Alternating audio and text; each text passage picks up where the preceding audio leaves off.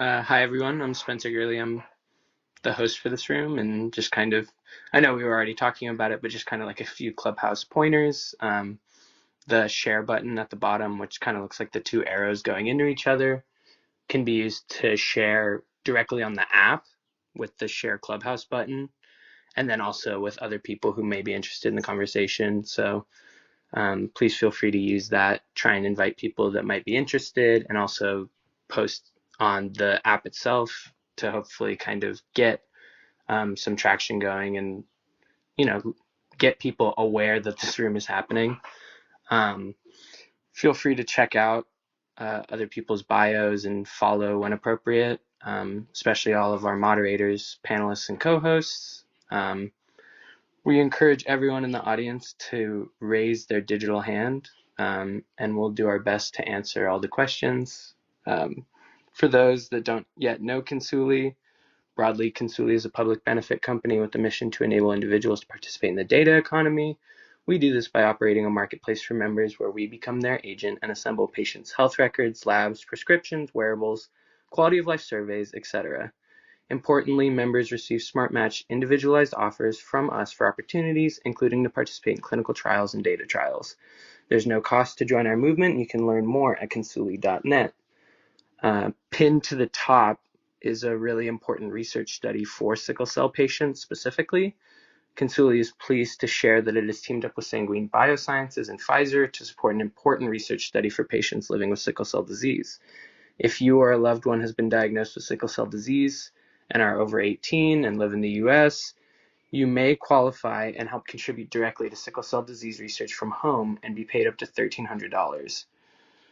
It's now my pleasure to turn the floor over to our room moderator, Elizabeth Dreicer, who's a philanthropist, activist, and co-founder and CEO of Consuli.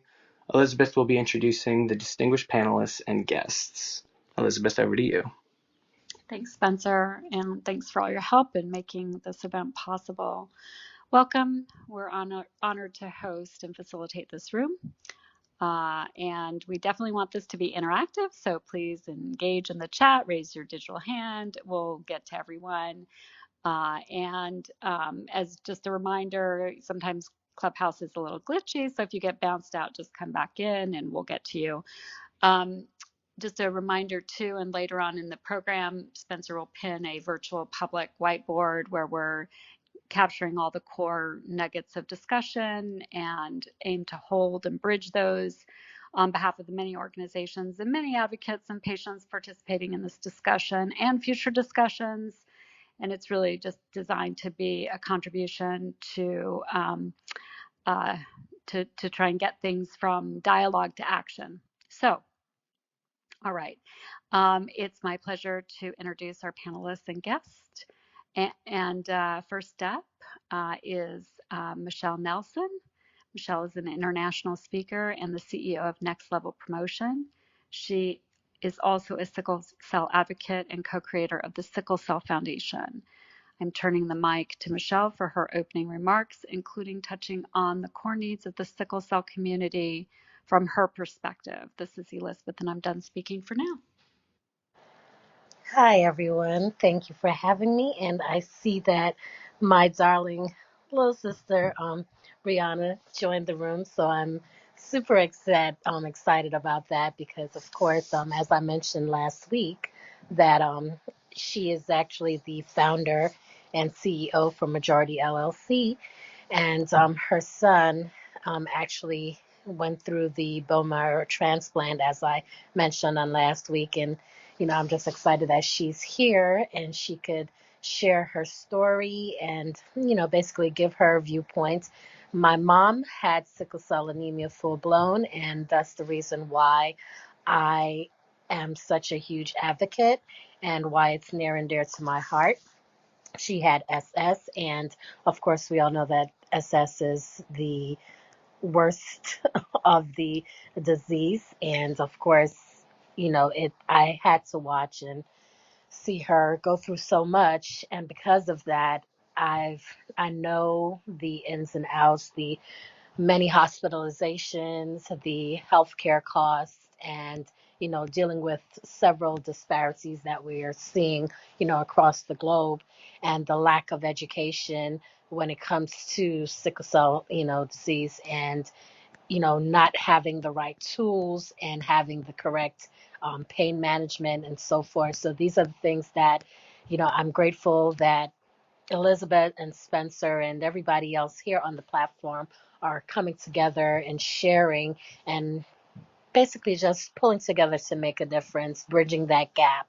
So I'm just grateful to be here. Thank you again, Spencer, and thank you again, Elizabeth. And I yield the mic, and I'm just here to, network and make that change. Thanks so much, Michelle. Really appreciate you being with us. Next up is Dr. Rao Lee. Dr. Lee is a 54-year-old sickle cell warrior, but she likes to refer to herself as a sickle cell gladiator because she sees herself as more than a conqueror. Dr. Lee is an author, an educator. Her children's book on sickle cell, Tanwa, is going to be launched on June 19 on World Sickle Cell Day. I am turning the mic over to Dr. Rowley for her opening remarks, including touching on what she perceives as the core needs of the sickle cell community at this time. Dr. Lee, the mic is yours. Thank you, Elizabeth. Hello, everyone. I am Dr. Rao Lee, and I am so excited to be part of this panel. So, yes, I am sickle cell gladiator. I'm 54. I have SS, which is the worst of the disease.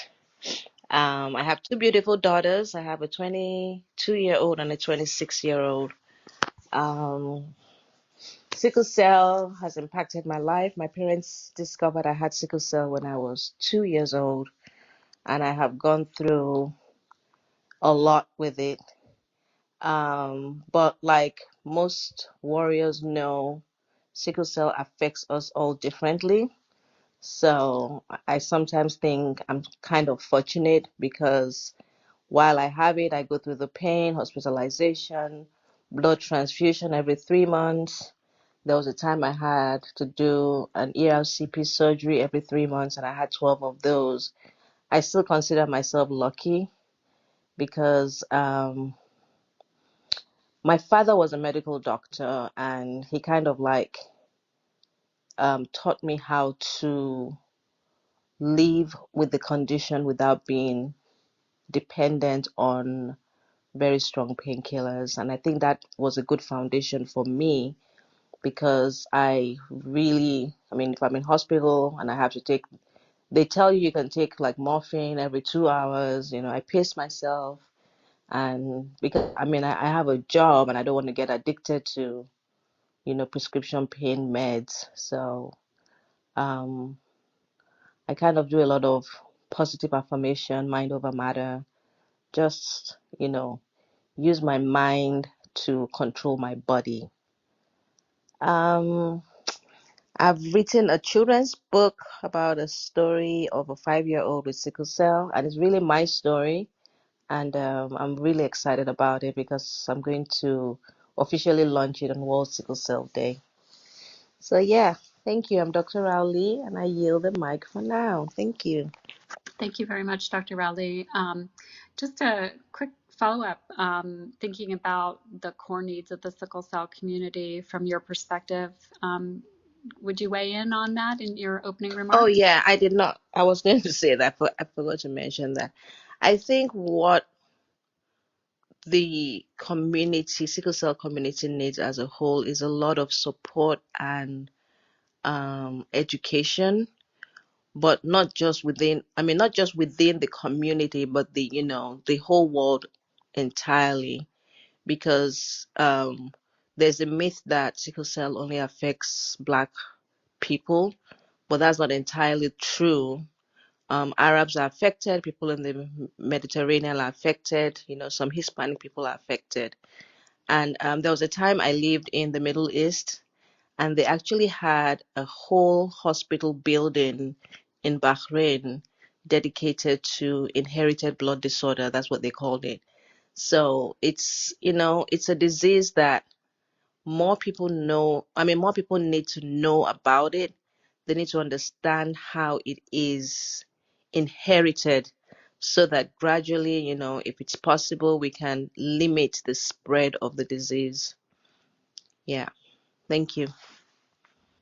Thank you very much. Appreciate that perspective. So next up is Brenda Green. Brenda is a married mother of 3 from Columbia, South Carolina. She's an engineer by profession, but is also the founder and CEO of a nonprofit called the Be Strong Group by purpose. She founded the nonprofit in honor of her son, Braden, who has sickle cell disease. The Be Strong Group's mission is to spread awareness of sickle cell disease through education, advocacy, and empowerment. I'm turning the mic to Brenda for her opening remarks, including touching on what she perceives as the core needs of the sickle cell community. This is Elizabeth, and I'm done speaking for now. Yes. Thank you. Thank you, Elizabeth. Thank you, Spencer. And I'm happy to be a part of this conversation. And so, as was mentioned in my intro, I'm coming from the perspective of an advocate because I was a mother. I am a mother of my son is 16 years old. He actually has um, hemoglobin SC disease, sickle cell SC disease. And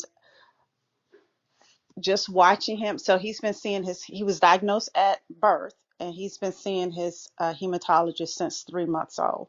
So we've been visiting the hospital frequently for almost 16 years now. And so just watching him, and then at some point beginning to um, try to advocate for him. And I realized that as my husband and I didn't know much about sickle cell disease, I didn't even know my husband had the trait, and I didn't know that I had hemoglobin C. So it was a shock from his diagnosis. And then I realized, just as we didn't know much about sickle cell disease, our community didn't know much at all. So that kind of moves into what I feel is one of the core needs today. And I know Dr. Lee mentioned, touched on it, is awareness. I think our community, people need to know more about sickle cell disease. So we recognize that as a need in our community, and that missing piece. And so that's the gap that we're trying to fill from our perspective as a nonprofit, is to share about sickle cell disease, because we're living, in our community. You have your teachers, you have your nurses, you have your doctors, you have your employers and employees. So we feel that the more we share, and if that employer learns about sickle cell disease and have an employee that has it, then maybe they can be a little more empathetic. So I feel it starts there, with more people talking about it. Discussions such as this is very gives me more hope, just spreading awareness. So um, this is Brenda Green, and thank you. I'm grateful to be here. Thank you so much, Brenda. Glad to have you. Next up is Jamu. Jamu is the only one of 4 siblings in his family who has sickle cell. Moving to Calgary over a decade ago, it was challenging figuring out what personal limitations he had and resources available to him navigating daily life as a sickle cell warrior. Having had bad experiences with navigating the healthcare system, he chose to work with the Alberta Health Services as a patient advisor over the past 8 years to help improve the system for all and find community with fellow warriors. I'm turning the mic over to Jamu for his opening remarks, including touching on the core needs that he perceives are most important in the sickle cell community at this moment in history. Jamu, the mic is yours. This is Elizabeth. I'm done speaking for now. Thank you for the introduction, Elizabeth, and thank you, Spencer, and everyone else for inviting me. So, and I'm not speaking on the stage to all these people. Yeah, like Elizabeth already mentioned, I think I've just had the experience of being able to see what being a sickle cell patient is like growing up in Nigeria versus what it is being in a healthcare system like Canada. And my advocacy is more so, I guess, internal to sickle cell patients more so, and a little bit more to the healthcare system. So trying to help patients navigate and understand the system and how it works in Calgary. I've also lived in Vancouver for about 6 years. So I've had a chance to see what the healthcare system is in two different Canadian cities and just trying to help other people kind of understand how to navigate it. So how do you avoid being held in a emergency room for 4 hours without any sort of medication? How do you make sure that you're being treated as priority immediately you get to the clinic or hospital? How do you make sure that you are surrounded by the best medical and healthcare team that can support you?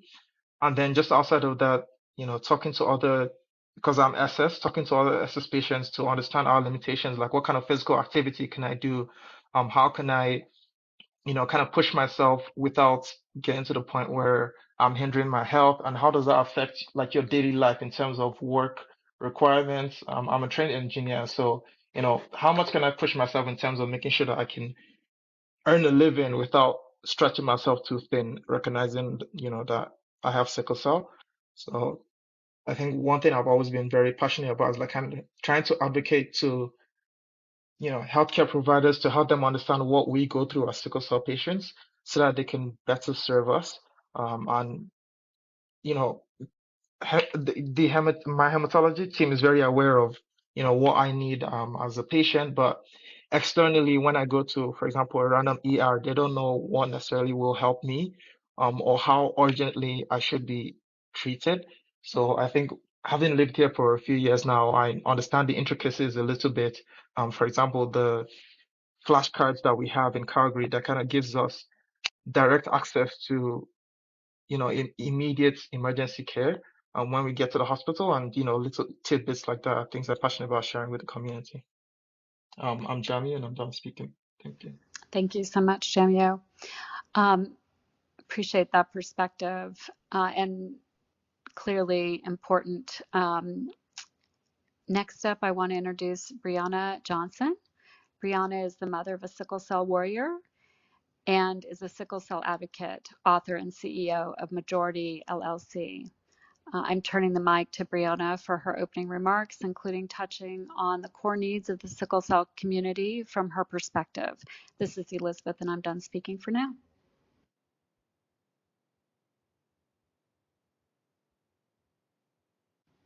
Brianna, you're on mute. we made it a few minutes into the call before the infamous statement. I think that is probably the most common refrain of most meetings over the last few years. There you go. Oh, sorry. No I'm sorry. worries, no worries. The mic is yours. Hello, everyone. I'm Brianna. I have a 6-year-old who just beat sickle cell disease. He had a bone marrow transplant not too long ago, and I'm just grateful that he was able to have that experience, and I'm hoping to generate more people to become donors for Be the Match so that the 70% of people that are still waiting for a match can find one if that's the route that they choose to take. I'm a huge sickle cell advocate, just looking at everything that you guys go through as sickle cell patients. Having my son go through all of these things so young, like Michelle stated earlier, watching her mom. It's just a horrible feeling to see someone that you love going through so much pain and not really being able to help. So I feel like the most help that needs to be done with sickle cell is raising fund for research and raising awareness for things like Be the Match so that we can get more options and more cures out there. And I think that's pretty much all I had to say. Thank you. Thanks so much. Appreciate it. We'll get into it, but this is just the opening. Okay, so I'd like to give Osase, hopefully I remembered that from last week, the opportunity to do a brief introduction. I realize I don't have your intro, but we're delighted to have you. And if you would just introduce yourself and also touch on what you perceive the core needs are. The mic is yours. Hello, everyone. Can you hear me properly? Because I'm on You headphones, sound so I want to great. make sure. Okay, perfect. My name is Osase Odiase, and I was diagnosed with sickle cell disease when I was 3 years old. I also had the hemoglobin SS. However, I did undergo bone marrow transplant September 30th, 2021. So I'm currently 6 months post-transplant right now. And just for like a baseline, I'm 24, about to be 25 years old. For me, Calgary, Alberta, like we have a really good sickle cell clinic here. And apart from my hematologist and my sickle cell nurse, those are the only people that really understand how to take care of me as a sickle cell patient. And since I work as a nurse, whenever I'm in the rural area, which is where I work most of the time, a lot of emergency rooms do not know what to do with me and how to help. And even my sickle cell card did not help me in rural areas as well. So I still experience the long wait times and being in excruciating pain and them downplaying the pain. So my main goal as a sickle cell advocate is to infiltrate the education system, because I want there to be instances whereby nurses and doctors and people in the healthcare team are being brought into the medical field already knowing a lot about sickle cell disease, because I think apart from the patient themselves being the advocate, it's very helpful if your healthcare team actually knows what they're doing. And it's hard to sort of like tell them what you need and them actually following through, because they see you as, well, you're a patient, I went to school for this, what do you know? But we need more healthcare workers that understand that listening is the best form of help for a sickle cell patient, because we know our bodies a lot better. So yeah, that's why I created the brand SCW Collectives, which is Sickle Cell Warriors Collectives, which is the main goal is unifying the voices of sickle cell patients. Because growing up, I felt so alone. I did not know anybody with sickle cell disease, and for me, it felt like a burden. However, now that I'm more of an advocate and speaking up, it's my main goal is to unify our voices so that no one ever feels the way that I felt when I was growing up. So yeah. Thank you so much. Appreciate that perspective. I am curious that, and we'll come back to this during our dialogue, but I just want to sort of put this question in the field for later. And that is, thinking about the education gap in the provider community currently, are there any sort of standardized fact sheets that patients can be handing to providers, sort of thinking of it like some sort of a clear tag that's got credibility that helps, sort of, even if the gap exists, that it's quickly erased. Just thinking about that from a patient advocate perspective, wondering what the state of play is with that, whether there's toolkits that are in wide distribution, and if not, where the opportunity might lie. Anyway, just throwing that out there for thinking, and as we finish the introductions, we'll actually, I think we might have finished the introductions. Spencer, in terms of who's on our panel, I know we have some people who might be coming late, but right now I think I've introduced everyone, haven't I? So yep. I could throw that first question. It wasn't my planned question, but that's okay, because the whole point of this is for it to be interactive and for us to learn. So curious about that. I 100% believe that we need to improve education of the provider community. And since that's not the state of the market currently, where are we with, a fact sheet that everybody who has sickle cells, literally handing to their provider if it's not a known provider?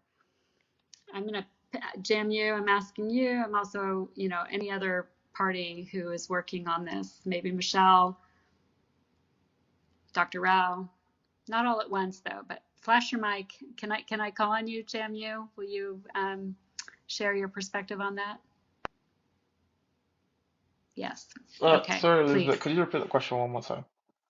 Yeah. The question is, given what we're hearing and what we've discussed around the education gap in the provider community, particularly when one is seeing a provider that's not already well known to you, in the setting of an emergency room or wherever you may be, that, you don't have that hematology or care team that it knows you as patient.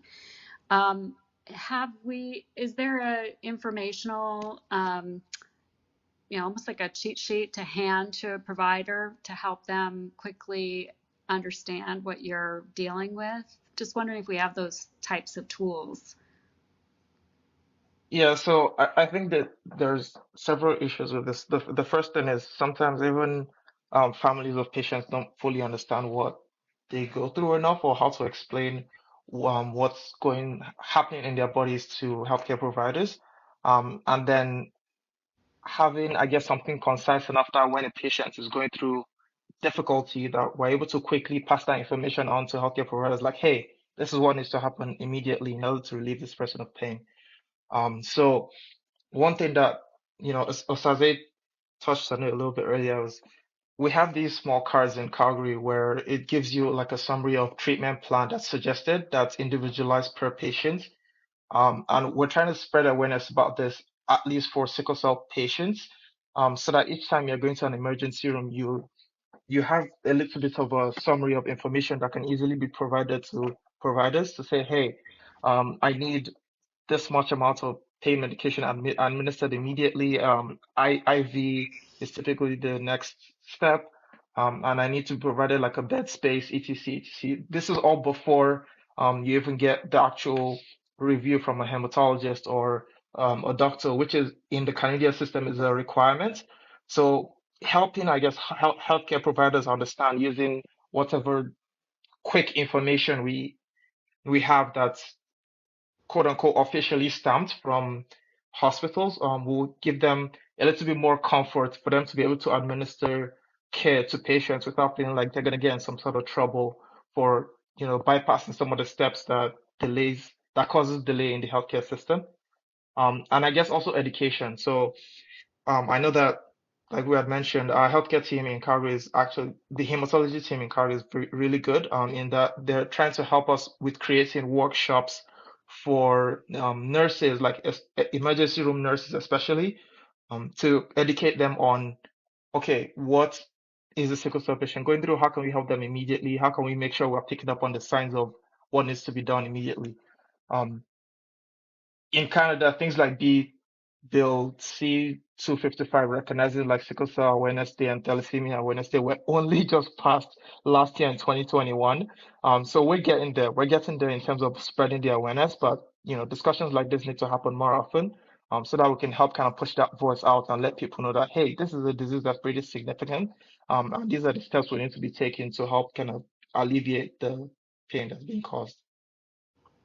Thank you, Jem. I appreciate that. It's sort of like that you were talking about that almost like an individualized advanced directive that has the essentially the ideal protocol based on the care team's best understanding, and that can get transferred to those emergency settings when the need for an emergency visit arises.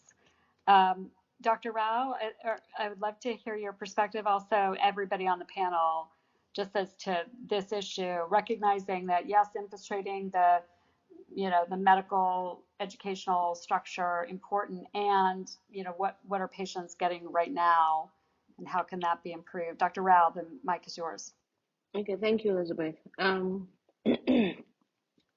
So I agree with Jamil about the educating the providers, especially the frontline providers, and I'll base this on my experience about 2 weeks ago when I went to urgent care, and the triage did not even know what sickle cell is, and I'm like, trying to explain what it is, and it's like I said, you know what, just go Google it. I'm not here to educate you right now. I'm in pain. So one of the main things healthcare providers in the ER or urgent care need to understand is, well, I'll say ER because urgent care doesn't even really have any pain management in there. So in the ER, one of the things they really need to understand is that being in there with pain doesn't mean you're drug seeking. So the cheat sheet Elizabeth mentioned is a good idea. And I know they also do like the blood test to check your hematocrit level to see if you're sickling or whatnot. But all that takes so long before you eventually get there. So what is the initial control or initial relief that healthcare providers can give to warriors when they are in pain? And I talked to a group of university students who are doing a research and are trying to develop an app on this. So if such app is developed and the level of pain can be established as a real sickle cell pain and not drug seeking pretense, then perhaps people with sickle cell can have better care in the emergency room and not sit in their pain and let the pain grow and grow and grow before they finally get relief. So it all goes back to education, it all goes back to awareness, and it comes to this kind of conversations where we're talking about it. And the more we talk, the more we're able to move forward and find people that can help. So I really commend those that have all the non-profit organizations and things like that. Hopefully together we can be sickle strong. Thank you. I'm Dr. Aliam. I yield the mic. Thank you so much, Dr. Rao. Michelle, Brenda, Alsace, Brianna, Michelle, I'll give you the mic. I see you came off mute. The mic's yours.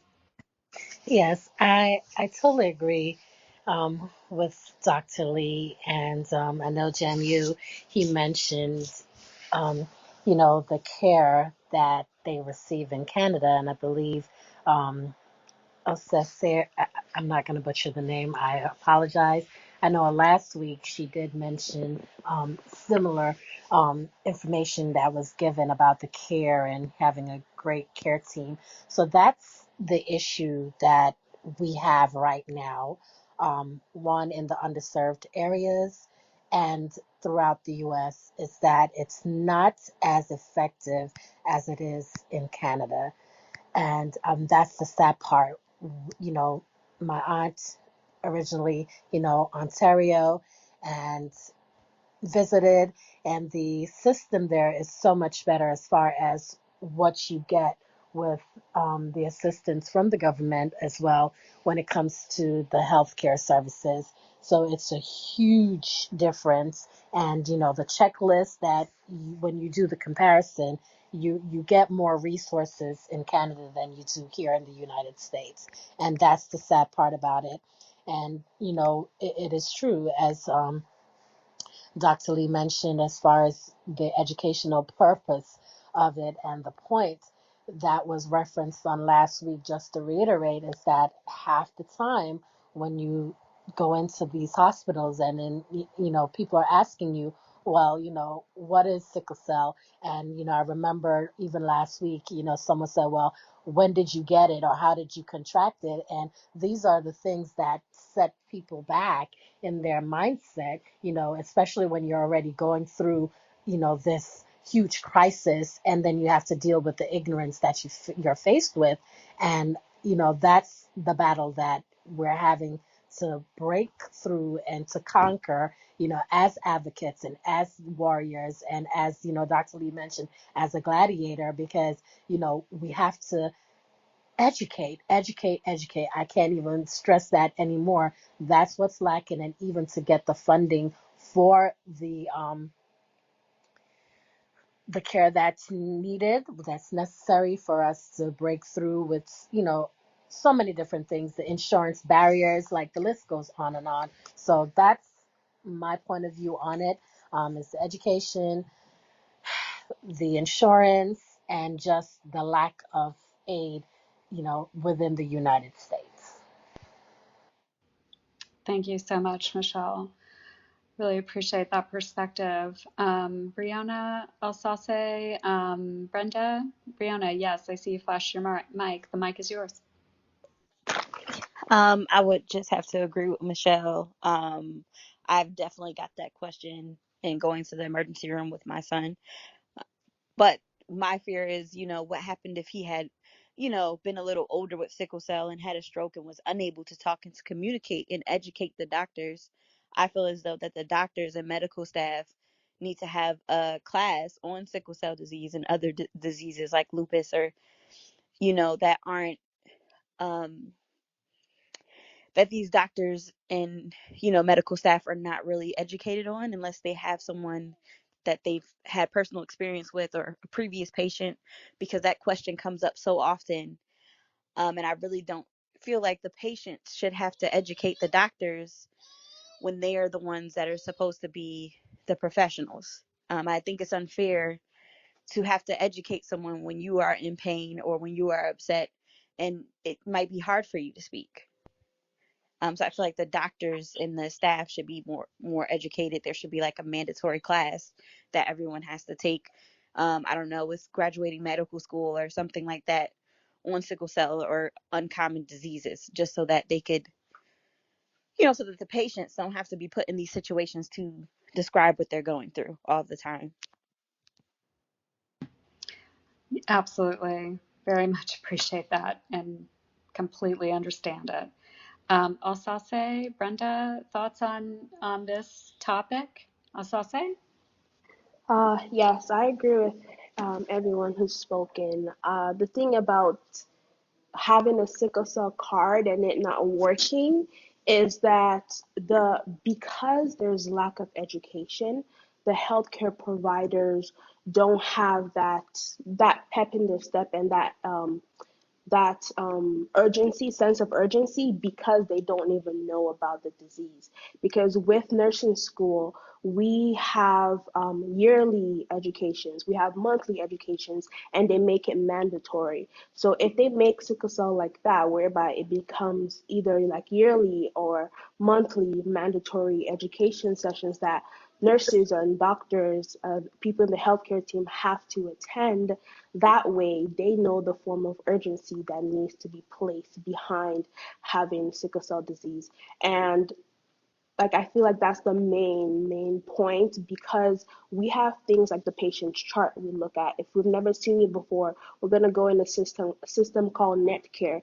Netcare gives us your information from like whatever country you've been, whatever year it is. In Netcare we can find all that information. Now the question is, why are nurses not going to Netcare? Why are they not going to where they need to be in order to see what this patient has gotten before, what are the doctor's notes on and the nurse's notes on the patient, because everything is there. It's right there for them to see.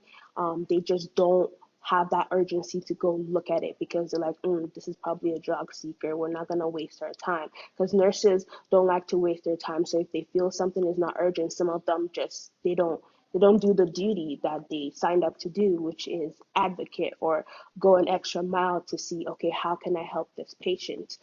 So I think a lot of things go back to that. We need to create that sense of urgency through mandatory education, because they make it mandatory for us to learn about diabetes and other hard-hitting diseases. And so if sickle cell is done that way, nobody will ever forget um, how to take care of a sickle cell patient and the urgency needed behind it. Thanks for that. Brenda, I want to get your thoughts on this. Great, thank you. And I just want to follow up. She said a key word, mandatory. And I was just going to say that because I know you were asking about, we were talking all about treatment plan or individualized plans or something to give to the doctors. I know here in the US, there's so much information out there, especially even guidelines from the NIH, the National Institute of Health, that even something like addressing opioid use and how to treat a sickle cell patient when it comes to pain. those guidelines or recommendations are there, but unless they're enforced or made mandatory, they're not always consistently followed. Um, I do know, and even in the U.S., each state is different in how, sickle cell disease is addressed. Each hospital system. So it as we all are talking and giving all these pieces, we realize it's so complex. And then we're dealing with a very complex illness. It's not just pain. It's so many different layers of sickle cell and what it's doing to our, what it is, period. So it's also a systemic problem as well. The hospital system, I don't know, our hospital system, since I've been involved, I've realized along with other advocates that we have to be a part of those patient family advisory councils to have our voice heard, to make recommendations, to follow up on the surveys to where it impacts changes within that system, within that hospital system. So that's key, as well as to number one, yeah, of course, because this is a complex illness, it should be, I don't know, it should be more than a couple of hours in for a physician or a nurse, and I haven't studied to see what the curriculum is, but I know it's not as long as it should be, because it's so complex. I mean, and then there's certain areas that needs to be reinforced that will allow, that will keep any personal opinions separate from your medical or your professional opinion when dealing with someone with sickle cell. So you got another whole level of issues that arise there. So a lot of that is education, awareness, accountability. We have to hold people accountable and make these things, make dealing with or managing or providing care for a sickle cell patient as important and as any other illness that's out there. Thank you. Thanks so much, Brenda. And just wondering whether there's a nonprofit, and I don't know if anybody knows, that has endeavored to try to translate, because I understand the sort of the textbook type education. I think I'm not sure if it was Asase or somebody else last week who was discussing that the total sum of sickle cell education was like one paragraph. Maybe that was one of the other doctors, Osase. I don't know if that was you or somebody else last week, but it was a very brief. Was it you? I did make mention to the fact that the timing is 5 to 10 minutes. So it's, yes, substantially one paragraph of paper that they just teach. Yeah, 5 to 10 minutes. And just like Michelle said, it's so complex where all they're saying in class is what is sickle cell disease, okay, and how is somebody born with sickle cell disease, okay, and they have excruciating pain. Great, good. That's it. That's all they say. And with that, you have no sense of, okay, so what's the complexity behind it? How can I actually help? There's nothing else but that just 5 to 10 minutes short paragraph of it. Yes. Yeah, no, I completely understand, and so it's both because it's complex and because the time is limited, and we're trying to put a lot of information in providers' heads. By the way, Cynthia, I know, is here, a patient advocate dealing with long COVID and the long COVID community. So just shout out to her and her work, and I know tireless work to try to educate this field. And you'd have to be living under a rock to not know about some of these things, yet the provider community is like absolutely stunningly not aware of long COVID, and that is not rare. So it's a real challenge in the field for sure, and important that we figure out ways to close these gaps. And so one of the inquiries that we've been looking for is tools that make it more probable, thinking about building a bridge to the future we want, which is that every provider knows, understands, can identify. Maybe they don't understand sickle cell, but a more prevalent pain, like kidney stones or things that happen a lot in care settings that can help folks sort of figure out equivalencies that enable them to have the empathy needed to go that extra mile, to look in the chart, to do the care that is warranted to begin with, but cognitively is not getting done. So at any rate, I don't know if Cynthia, if you have any points of view, that I know it's a different disease state, but I think the problems are very similar, which is how do we get the proper treatment and engagement from the provider community. Anyway, I'll let you decide if you want to come to the stage and talk a little bit about what you've been addressing. I just think there's some cross pollination here that could be interesting. All right, so moving on, I guess from a perspective, research. So we've heard a lot about research and the needs of research. Curious what the state of play is on research, and particularly on where we are, if there's any promising research in the pipeline. I'll ask this, of anybody, but I'm also going to ask specifically Dr. Rowley whether or not you're familiar, or others, and what's looking, what needs more attention. Dr. Rowley, do you want to speak to research? What's in the pipeline? What are you excited about? Can you repeat the question? Yes. From a research perspective, are there pieces of research that you are particularly encouraged about, or feel that there is potential progress in any sort of research efforts currently? Well, I know the stem cell treatment of bone marrow is still in its infancy stage, and it's more available for younger people. However, I had a friend who did his stem cell transplant when he was 40. So they do have some older warriors going into, getting the treatment, getting cured of sickle cell, but it's still in a very, very infancy stage. More research that I am personally aware of is the one where I got interviewed by a few college students from Yale, and they're working on developing an app that would connect the patients to providers. So, for instance, if someone has a crisis and they're at home, and they don't have access to like emergency, 911 or whatever, they can always put in everything they have, all their symptoms into this app, and then they can get medical intervention somehow.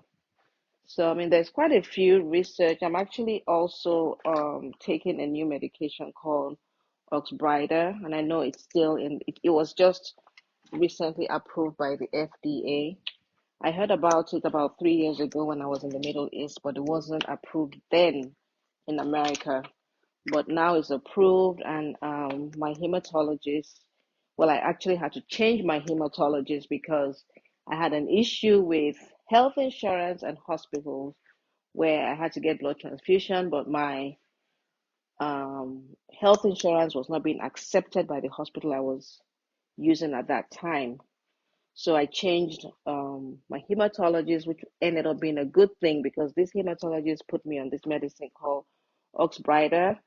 And Oxbryta is still, they're doing a research study as well because the medication is given monthly, and every month somebody calls from the company to ask how it's going. So there's follow up every month. And ever since I've started taking it, I've had less need for blood transfusion. So I know things are happening. It's just really slow. The more we talk about this and the more we take things, out there to policymakers, the better it will be for us. For instance, like I work full time and I have 7 sick days like any other person, but I have a health condition. So one thing I would like to see is a change in the law. Like if you're registered disabled, if you can prove that you have a medical condition, then you should be entitled to more than 7 sick days. I don't know if anybody else on the panel agrees with me. Um, but yeah, thank you. I'm done speaking for now. Thank you very much. Jamu, did you want to speak or were you clapping? No, I was just agreeing with Dr. Rao. That's what I thought, just confirming. Yeah. Anybody else want to address the research question and also Dr. Rowley's point about additional sick days to accommodate disability? Brianna, I see you're off mute.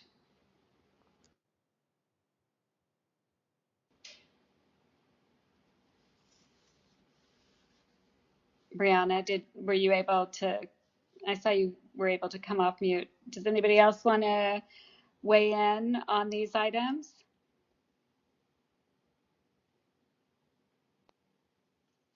I definitely agree. I'm sorry. I had a call coming in, so I don't know if that's what knocked it out. Oh, yes, it did. Okay, sorry. Um, yeah, so I definitely agree with the doctor was saying. There definitely should be more time, more sick time for people that actually need it, because 7 days is definitely not enough. One of the researchers at the other hospital that we were at had sickle cell disease, and she had the same problem where, the time off was not that much, and then you have to, just kind of try to make do with what you can. Yeah, absolutely. So I'll just give you guys, I think I saw Brenda, you came off mute. I want to give you an opportunity as well to weigh in here.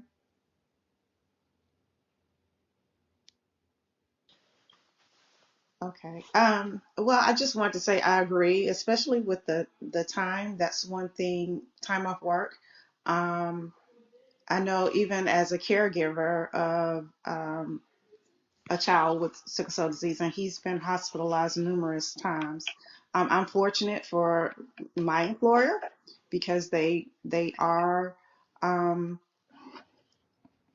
very supportive of me. Family first. That's the rule. However, I've communicated with other warriors who have lost their jobs um, due to being off work, and that's another whole issue as well. So that's definitely a need. 7 days is definitely not enough, especially for this chronic illness.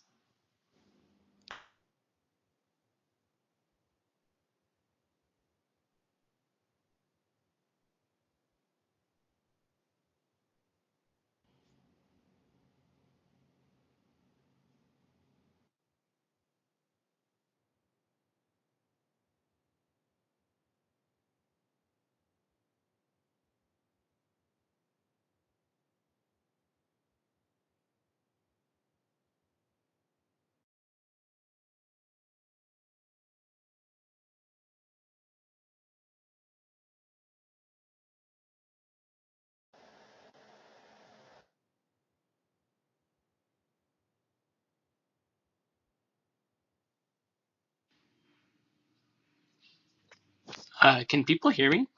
Did something just happen to the Yeah, room? Oh, it I'm sorry. it did. Something happened. I was like, uh-oh. But I think it's okay now. Can you guys hear me now? Yes. Okay, I think I was on mute. I was just saying that on the topic of research needs, we'll be adding a sickle cell researcher to the room in the future to really help us understand what they're learning, where they see bright spots for development, and ideally we'll have multiple researchers and providers who are treating the illness as well. And then I think the point you guys are raising about policymakers, the need for different policy um, for really any disease, and I think that's what the doctor was referring to. where there's a, verified disease and the appropriate support structures that enable people to work, even if it is, something other than, full disability, right? There's got to be some midpoint that allows for the accommodation. So really important points on that. And then, just thinking about, what, and then, also the funding community and what the priorities are and have been around research is another area I know that's ripe for discussion. That said, I'd like to ask, hi, Dr. Rao. I think you probably got booted out. Welcome back. We had a little Yeah, glitch, thank you. but I Thank think you. we all, most of us were able to not be kicked off. I've certainly been kicked off, so I know how it goes. So why don't I just open up the floor to, thinking about this room, thinking about the dialogue, and we were just discussing, so Dr. Rao, you missed, we'll be looking to add sickle cell researchers and care teams to this. Also, we'll be aiming to get policymakers and funders in this room going forward. We're just in the beginning of sort of cultivating this group. So, just know that that's coming on our agenda. Wondering, if we want to take a little bit of time to talk about any of the issues that emerged previously. I know we've talked about diagnosis challenges, treatment challenges, the pain and, sort of stigma around, emergency settings and, this drug addict kind of perception that is often inappropriately adding insult to injury in times of crises. Just want to throw out, some of the topics that we had last time and, just open it up for fuller dialogue on all fronts. So would love to just go around the room and whatever's sort of on your heart or on your mind that you feel like you'd like to add to the conversation, and also who else you would like to have be with us besides the areas or the people that the archetypes of people I mentioned. So Jim, can I give you the mic and ask you to sort of weigh in on all fronts? Okay, thank you so much, Elizabeth. Yeah, so I think overall we've touched on a lot of important points today. Um, Again, my advocacy always goes to internal first because I think that externally there's so many amazing, amazing organizations doing great things out there for spreading the word and trying to help everyone understand what sickle cell is and how to help patients better.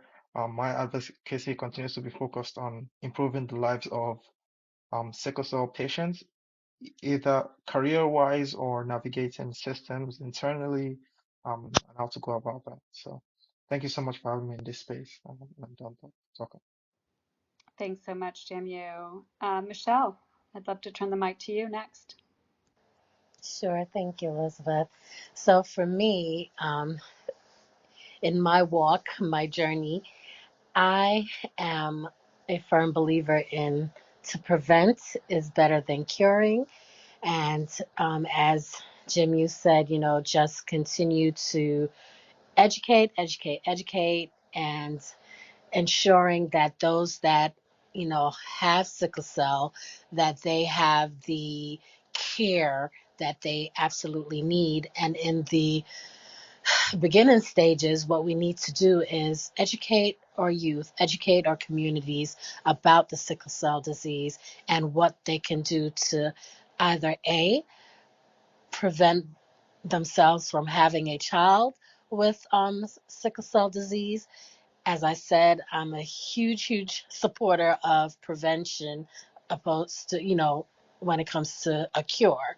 And I just believe that that is very important. We see so many of our youth that are out here just, getting impregnated at a very young age, not understanding, they're hypersexual, and they're exploring. And we get it. We were once teens. However, if they don't have this knowledge of how to protect themselves, we have the knowledge out there about STDs and all these other diseases, as everyone else on the panel already, mentioned. And just to reiterate that fact is that we need to have this pamphlet that we can hand out just as they do with STDs of how you prevent yourself from ending up into a certain situation that you may not be able to handle, at a young age, or even when you're, looking for your lifelong partner, ensuring that you guys are getting your screening just as you would a HIV screen or anything else, to ensure that you are taking the steps and you have a choice. Because when you go into it blindly and then it's a shock, like, oh my gosh, how did this occur? And, as I believe Brenda had mentioned, she found out that she had, well, I think it was the hemoglobin C, and then her husband had the trait. So these are things and facts that we need to educate people on so that they have a choice before, they have to deal with the outcome, which is having a child with either full-blown SS or any version of the sickle cell disease. Thank you so much. Asase, your thoughts?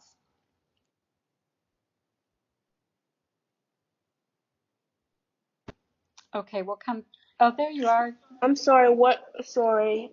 What's the question? I No, missed it. yeah, no problem. So the question, sort of in a paraphrased way, is, we've talked about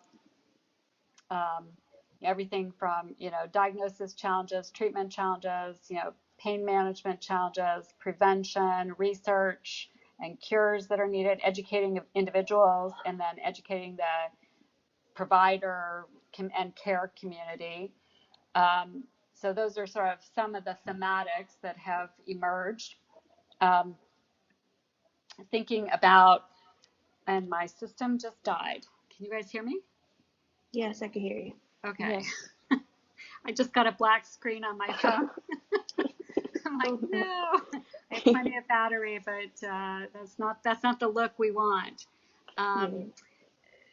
So just thinking about all of that, and thinking about and we also discussed that in the next set of rooms, we hope to have sickle cell researchers, sickle cell providers, hematologists, funders that are funding health and equity. And so, just would love to hear your thoughts about anything else and any other, points that you feel are important as we're planning our next session. I think that more of the sort of like the employer-employee specter things as well. And I know as one of the members of the Sickle Cell Advocate Board of Calgary organization, that's something we're trying to work on, is sort of like either getting like a social worker or like a lawyer, somebody that could tell us what our rights are in the workspace. Because like I said last week, I've been fired because I missed 3 days of work because I was in the hospital, right? And so things like that, so that no one else will be at the beck and call of their employer, all because of an illness we can't really control. So more like conversations about that, what we can actually do, and then as well as the like letting parents know how to help their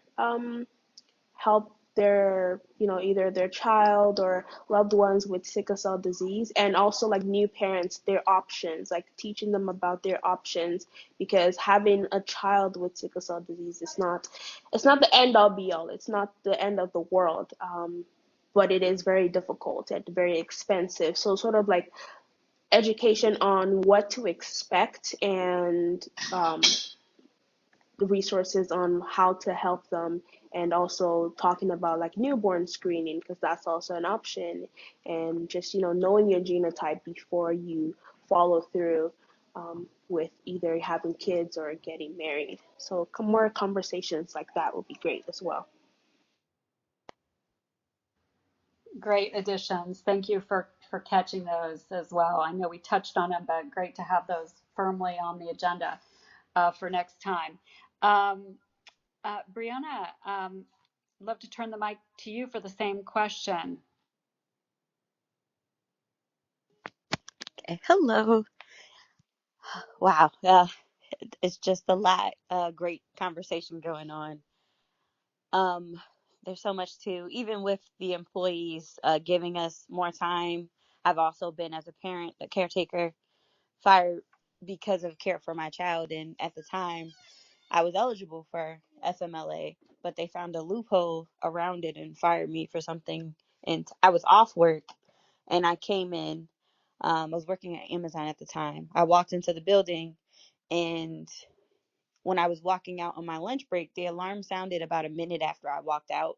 And they said that because the alarm went off and I didn't go back, even though it went off after I had already left the area, that I was fired. And that was the reason that I was given. But it was the day that I came back from them telling me that I had to come into work, even though I had time off.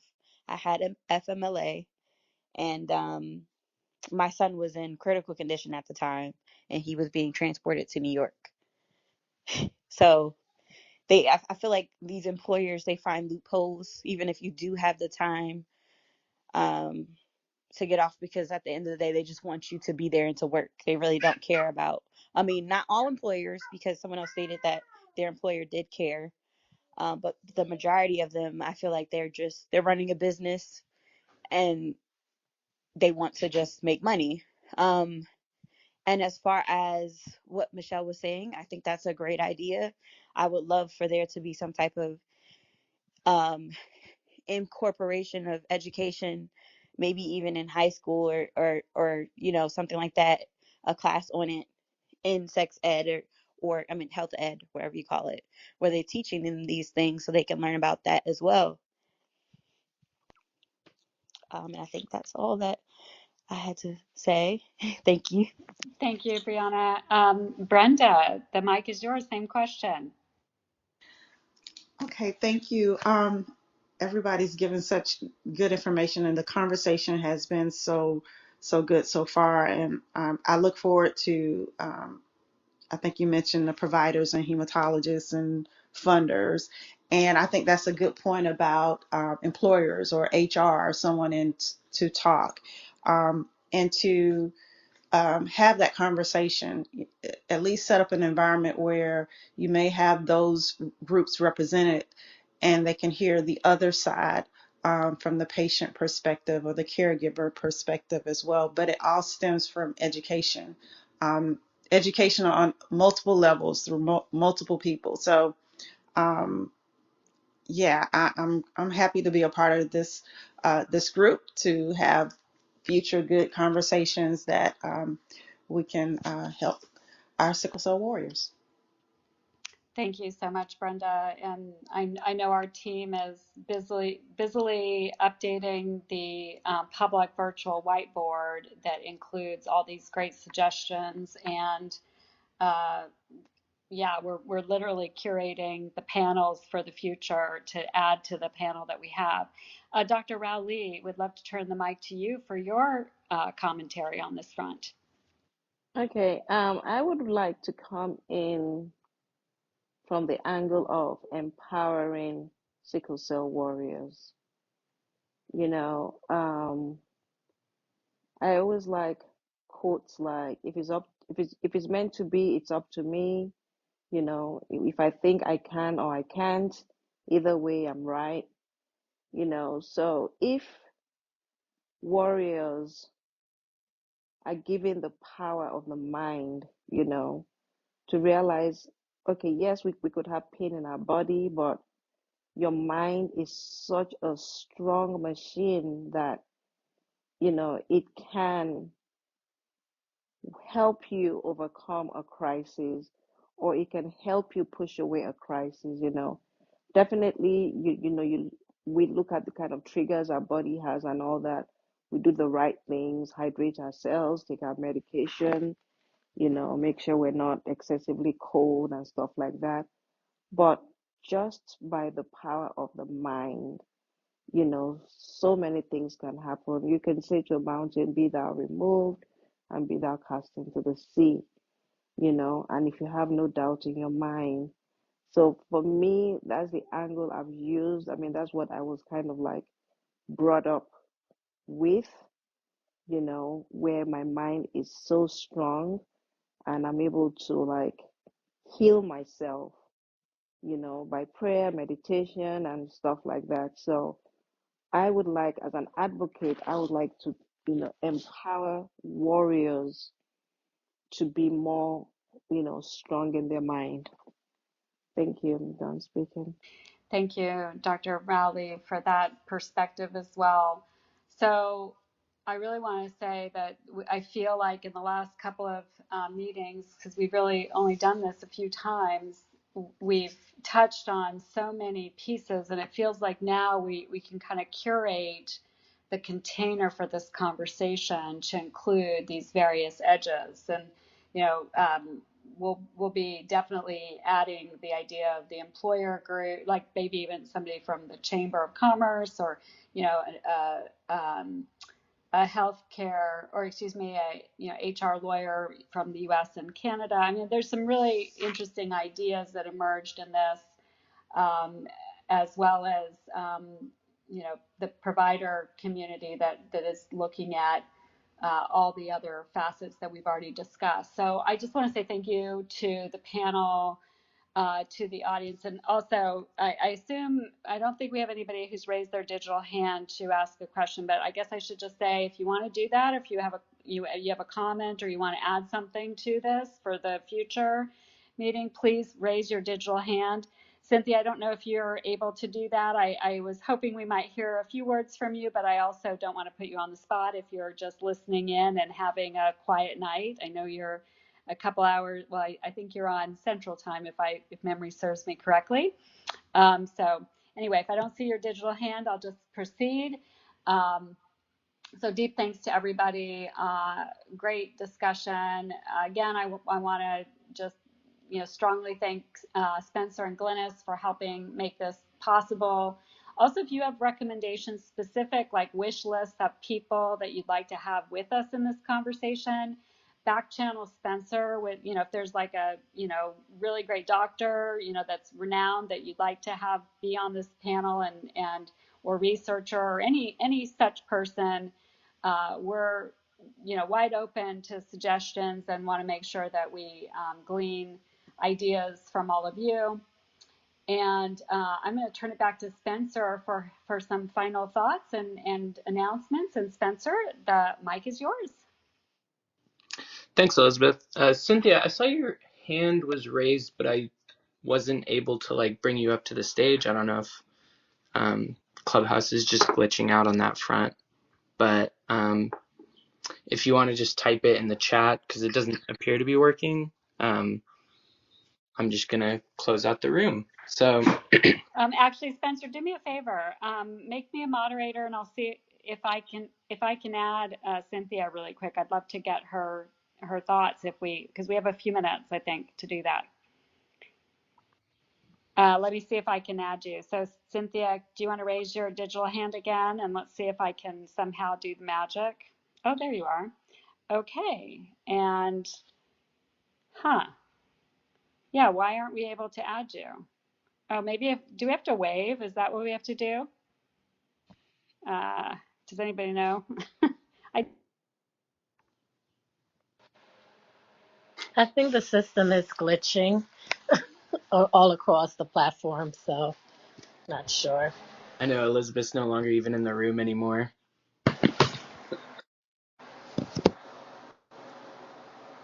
And neither is Cynthia. Yeah, I think something is going on the. Very strange. Well, we'll give them 10 or 15 seconds to come back. They might have gotten pulled into a separate room, or something like that. Sorry about that. It didn't work. Okay, here we go. Invite a speaker. Did it work now? Oh my God, it worked. Apparently, you have to wave first, have a sidebar conversation with them, and then you can bring them to the stage. Cynthia, do you know that? I didn't know that. Clubhouse has been weird today for me as well. Very glitchy. Yeah. I've just been listening, and I want to say that I learned so much from hearing these. I'm really interested in this because I actually lost my cousin when she was about 6 years old from sickle cell. And so it really affected me as a kid watching another kid lose their life from it.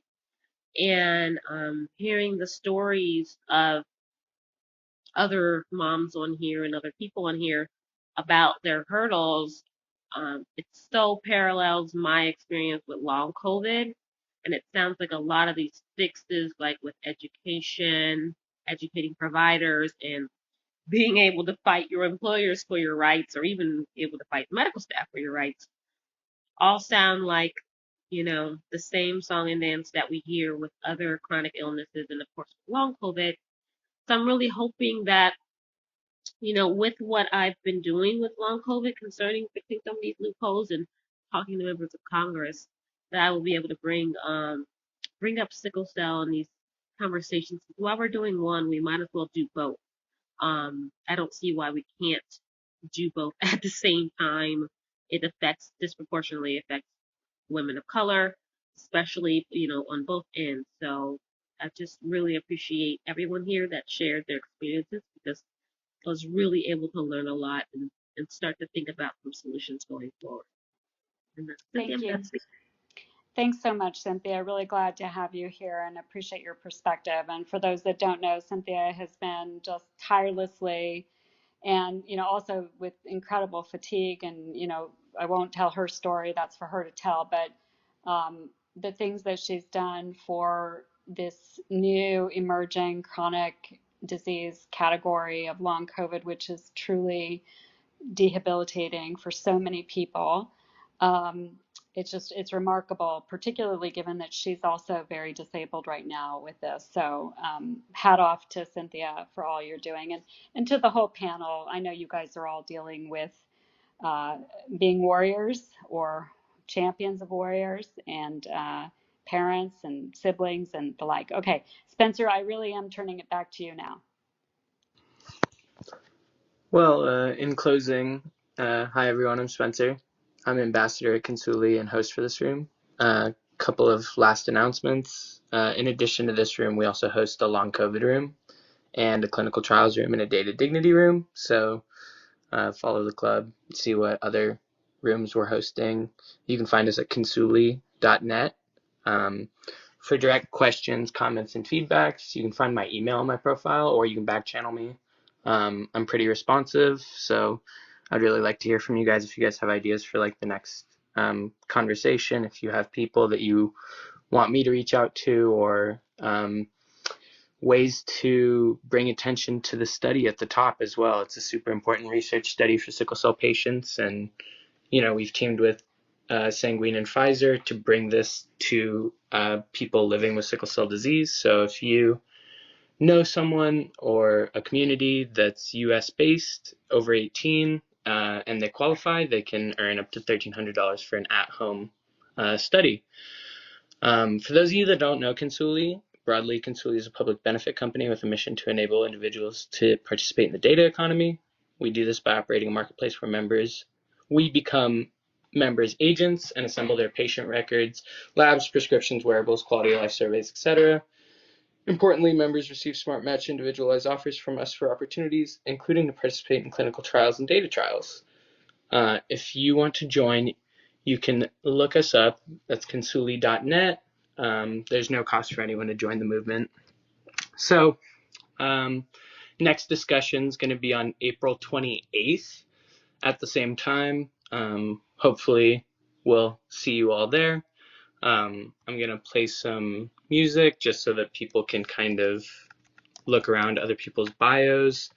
And yeah, hopefully we'll see you all at the next room. So until then, this room is officially over.